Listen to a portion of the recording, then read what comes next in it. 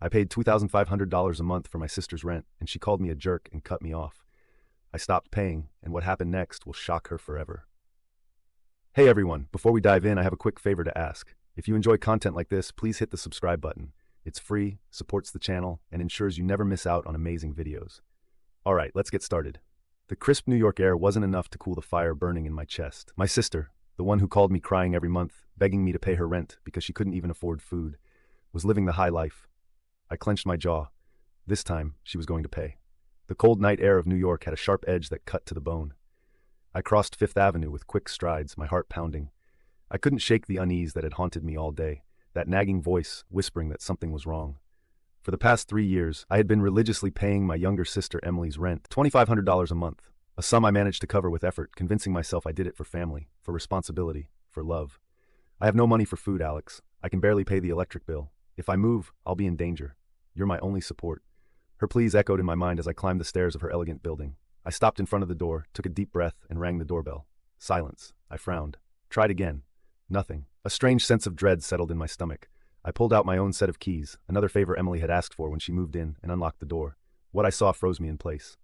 2 blonde men, probably tourists, were comfortably seated in my living room. In my damn living room. There were wine glasses on the table, a New York City guidebook open, and backpacks on the floor. One of them smiled at me. "Ah, you must be the owner," he said in English with a thick German accent. "Thank you for letting us stay here. It's a fantastic place." The world seemed to tilt beneath my feet. "Excuse me?" I managed to say, feeling my pulse hammering in my temples. "We booked this Airbnb a week ago. My wife and I love it." Airbnb. The air became dense, suffocating. The words floated around me, but they didn't sink in. With trembling fingers, I reached into my pocket and pulled out my phone. Sweat dampened my palm as I opened the Airbnb app and typed in the address. What appeared on the screen made my throat tighten. Luxury apartment in the heart of New York City, $400 per night. "No," I whispered, but my eyes kept scanning the screen. I scrolled through the listing, seeing every photo, every corner of the apartment. It was my place. The marble table I had personally helped pick out, the designer lamp Emily had insisted on buying, my bed, my sofa, everything. But the worst part was reading the description. A luxurious oasis in New York's most exclusive neighborhood. 24/7 customer service. Perfect for travelers seeking comfort and exclusivity. My heartbeat pounded in my ears. My hands trembled. My fingers gripped the phone so tightly that for a second I had the irrational urge to smash it against the wall. Emily had scammed me. She hadn't just lied. She had used me. She had taken advantage of my trust, my love as a brother. She had been draining me of $2,500 a month while making nearly double that, renting it out to tourists every... "Anything okay?" the tourist asked, noticing my expression. But I didn't answer. My thoughts were colliding, dark and furious. How long has she been deceiving me? How the hell am I going to make her pay for this? How much money has she made behind my back? I closed my eyes for a moment, trying to contain the wave of rage rising in my chest. My fists clenched so tightly that my nails dug into my skin. Emily had no idea that her game was over. I left the apartment without saying a word. That night, New York City shone as brightly as ever, but to me, the city had never looked so filthy. The lights of New York blurred through the windshield as I drove aimlessly. I couldn't go home. Not yet. The fury inside me was a wild animal clawing at my chest, demanding an escape. I pressed the accelerator. I needed to think. Emily had scammed me. This wasn't just about money. It was about betrayal, manipulation, blatant mockery. How long had she been doing this? Since the beginning? Had she been lying the entire time about being broke? I gripped the steering wheel so tightly my knuckles turned white. Don't act impulsively. I knew that I couldn't just call her and scream. I had to destroy her with intelligence, with precision. I pulled into a 24-hour cafe and took out my phone. The screen still showed the Airbnb listing. I took a deep breath, my fingers icy, and did the first thing that came to mind. I opened Instagram. Emily Morgan Luxe Life. The first few photos made my stomach turn. Emily on the terrace of the Four Seasons Hotel New York downtown, holding a glass of champagne with the Manhattan skyline glowing behind her. Emily at Per Se, posing with an extravagant 3 Michelin star dish. Emily at the pool of the Plaza Hotel in a bikini, holding a cocktail with the caption, "Work hard. Enjoy harder." The irony almost made me laugh. Work hard. I kept scrolling. There were dozens of pictures like these.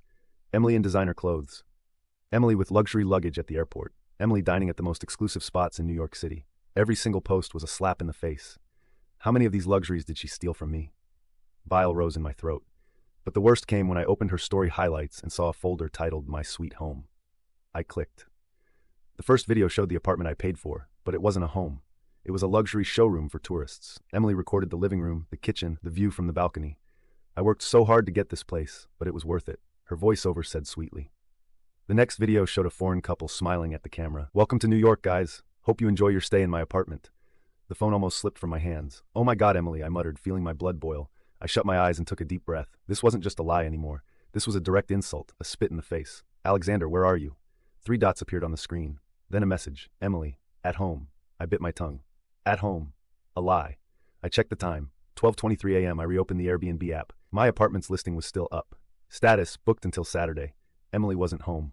Where the hell is she? Clenching my jaw, I scrolled through her stories until I found what I was looking for. Location, the Plaza Hotel. 2 hours ago, she had posted a story from the hotel's bar, holding a cocktail with the caption, "A toast to the life I deserve." I let out a dry laugh. The life you deserve? We'll see about that. I started the car and pulled away. Emily had no idea what was coming. The engine roared through the silent New York night as I drove toward the Plaza Hotel. My hands were still tight on the wheel, my jaw clenched to the point of pain. My mind wasn't clear. Just one image kept flashing, Emily raising her glass, toasting to the life she deserved, while I paid her damn rent. No, not anymore. I swerved sharply into Columbus Circle and parked right in front of the Grand Hotel, stepping out of the car with quick strides. I felt the fury pulsing in my chest with every heartbeat. She had no idea I had found her out. The lobby of the Plaza Hotel was a spectacle of marble and crystal chandeliers, but I couldn't care less. My eyes scanned the room until they landed on her. Emily was at the bar, relaxed, smiling, comfortably settled on a velvet couch with a glass of Dom Perignon in hand. She wasn't alone. Across from her, a suited man was laughing, leaning toward her in a clearly flirtatious manner. He looked like one of those executives who played at being rich with borrowed money. And Emily, in her tight red dress and crimson lipstick, was the perfect image of a high-maintenance woman who lived off other people's cash. A shiver of fury ran up my spine. No more games. I approached with firm steps, ignoring the soft background music and the bartender's curious glance as I passed the bar. Emily kept laughing, swirling her glass elegantly, until she saw me. The color drained from her face. What are you doing here?" she stammered, setting her glass down on the table. The man beside her glanced at me with curiosity, but I didn't even spare him a look. "Stand up." My voice was low, tense. "Alex, this isn't the time. Stand, now." Emily blinked, pretending confusion. "Please don't make a scene." "A scene?" I let out a dry laugh and tossed my phone onto the table, the screen still displaying the Airbnb listing. Her listing for my apartment. Emily stared at it, and her expression shifted. Panic. "This isn't." "Don't take me for a fool," I cut her off, leaning over the table. 3 years? 3 damn years I've been paying your rent while you made money behind my back. 3 years, Emily. The man beside her shifted uncomfortably in his seat. "I think I should leave." "Yes, you should," I snapped, not breaking eye contact with my sister. The guy stood up quickly and walked away without looking back. Emily swallowed hard. "Listen, I can explain. I don't want your explanations. I want to know how much money you stole from me." "I didn't steal anything," she whispered, glancing around nervously as if afraid someone might hear. I clenched my fists. "Oh, really? Then tell me, where do you sleep when your apartment is booked?" Emily looked away. "In 5-star hotels, right? With my money." I watched her lick her lips, desperately searching for a believable lie. But there wasn't one. Not this time. "How much?" I repeated, planting my hands firmly on the table. "I want the exact number." Emily clicked her tongue. "Why does it even matter? Why are you so upset? It's not like you don't have money." Silence. A silence so thick that the only sound was the soft melody of the pianist in the background. I felt heat rising in my chest. There it was. That arrogant attitude. That cheap justification. Emily had never felt guilty. Not once. I leaned in closer, my voice a sharp whisper. "Tell me something, Emily. If it didn't matter, why lie? Why pretend you couldn't even pay the electric bill while living like a damn queen?" She looked away. "Because I knew that if I told you, you'd stop paying for me." I felt a bitter laugh rise in my throat. Unbelievable. You say it like it's nothing. Emily lifted her chin defiantly. "Look, Alex, I didn't do anything illegal. You were just naive enough never to ask." Boom. The final blow. A confession disguised as mockery. I stared at her for a long second. Then I let out a dry chuckle. "You know what? You're right." Emily blinked, caught off guard. "What?" "You're right. I was a fool. But do you know what's the best thing about realizing something like that?" I straightened up, grabbed my phone from the table, and slid it into my pocket. "That now I can fix it." I turned and walked out of the hotel without looking back. Emily remained seated, pale, her mouth slightly open. She didn't know it yet, but her life of luxury had just died. The echo of my own footsteps on the marble floor was the only sound I heard as I exited the Plaza Hotel. My heart was pounding, but my mind had never been clearer. There was no turning back. I got into my car and slammed the door shut. Taking a deep breath, I tried to calm the fury still burning inside me. But I wasn't going to explode, not this time. I was going to destroy her. Calmly, with precision. I pulled out my phone and dialed my bank. "Good evening. I want to cancel an automatic transfer." "Of course, sir. What's the amount?" $2,500 per month, I replied coldly. "The rent payment for my sister." The operator typed something, followed by a brief silence. "Understood, Mr. Morgan. The transfer has been canceled." Done. The game was over now. Emily was going to fall. The next morning I woke up to my phone vibrating on the nightstand. Emily. 10 missed calls. I rolled my eyes and let it keep ringing. A message popped up seconds later. Emily, Alex, we need to talk. It's urgent. I smirked in disdain. Urgent like paying rent without my money? The three dots appeared immediately, showing she was typing. Don't be childish. Let's just talk. You have nothing left to say to me. Alex, damn it, what did you do? The landlord just called me. He says the payment never arrived. Did you cancel it? Yes. You can't do this to me. I just did. Silence. Then another call. Ignored. I got up calmly and went to make myself a coffee, enjoying the silence. For the first time in years, I didn't feel the weight of anyone else's problems on my shoulders, until my phone rang again. This time, it was an unknown number. Yes? Morgan. The male voice was sharp. This is James Murphy, the landlord of the apartment on Fifth Avenue. I was silent for a second. How can I help you? I need to speak with you about your sister. I just found out what she's been doing with my property. I calmly set my coffee cup down on the table. I'm listening. A neighbor alerted me last night. I checked on Airbnb, and sure enough, Emily has been renting the apartment to tourists without my permission. I'm not surprised, I said with a side smile. What do you plan to do about it? Evict her. A wave of satisfaction washed over me. Good decision. The lease is under her name, right? Asked the landlord. I need you to come sign the cancellation of the lease. Tell me when and I'll be there. Today at 4. See you then. I hung up, and for the first time in years, I felt free. 4 p.m. I arrived at the landlord's office and signed the paperwork with an almost therapeutic calm. That was the final nail in the coffin of Emily's luxurious life. When I left the building, my phone exploded with calls again. Emily, I ignored the first 3, then the 4th. But on the 5th, I decided to answer. What's up, sis? I've been evicted from the apartment, she yelled on the other end of the line. The landlord says you canceled the lease. How could you do this to me? I let out a low chuckle. Me? No, Emily, you did this to yourself. She gasped, unable to believe what she was hearing. You have nowhere to go, do you? I said mockingly. Alex, please, I don't have a home. I don't have money. I don't have anything. Welcome to reality, Emily. Silence. Then a muffled sob. Alex, I can't live on the street. Not my problem. But I'm your sister. I thought you were my sister, but you only saw me as an ATM. Silence again, but this time she knew she had lost. Tell me, Emily, I added in an icy tone, what luxury hotel will you be staying in tonight? She didn't answer. I thought you worked hard for the life you deserve, don't you? She sobbed again. Don't call me again. And I hung up. Then I blocked her number. Standing on the sidewalk, I enjoyed the cool evening air. For the first time in years, I didn't have to carry anyone else's burdens. Emily would finally learn what it meant to earn a living on her own, but not with my money. The sound of the rain hitting the windows of my apartment in Los Angeles filled the silence of the night. I sat on my small balcony with a half-finished glass of wine, watching the city lights reflect on the wet pavement. A year had passed. A year since I blocked Emily's number. A year since I left behind New York, Fifth Avenue, and the weight of being her damn personal bank. My life had improved.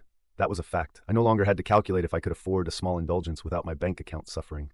There were no more pleas from Emily, no more desperate calls, no more lies disguised as need.